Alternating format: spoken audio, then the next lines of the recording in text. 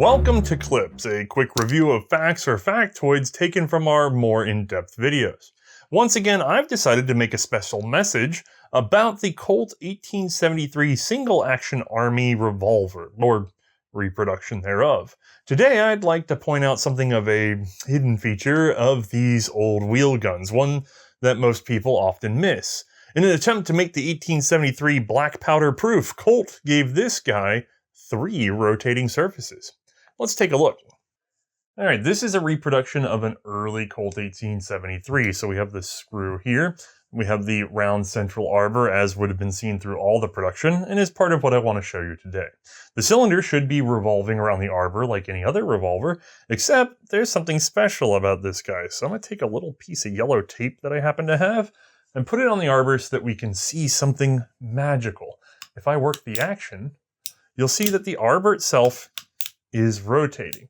Now, I can stop the arbor from rotating, I can hold it. And if I do, well, this thing still rotates anyway. That's because the cylinder rotates around the arbor and the arbor is still allowed to rotate in place inside the frame. Let's take this apart for a second.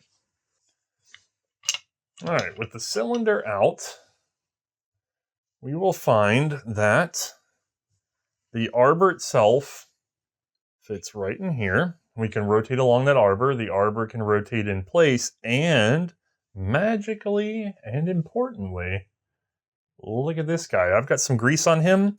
As a reproduction, this is a little grainier than an original, but that's all right. This is a separate bearing that lives down inside the cylinder of Colt 1873s and actually Colt 1878s as well.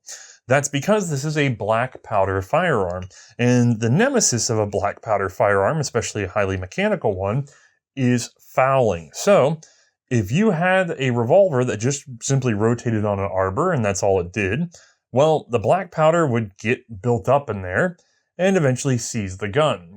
Colt actually had allowances cut in their arbors before this in order to allow, fouling to go somewhere other than jamming up the action.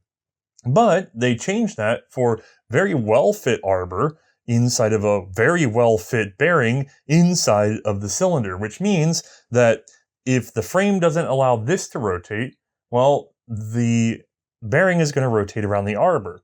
If the frame doesn't allow this to rotate and the fouling doesn't allow this to rotate against the arbor, well, then the cylinder is going to rotate against the bearing. In other words, you have to have 3 fouled surfaces in order to halt a Colt 1873 revolver.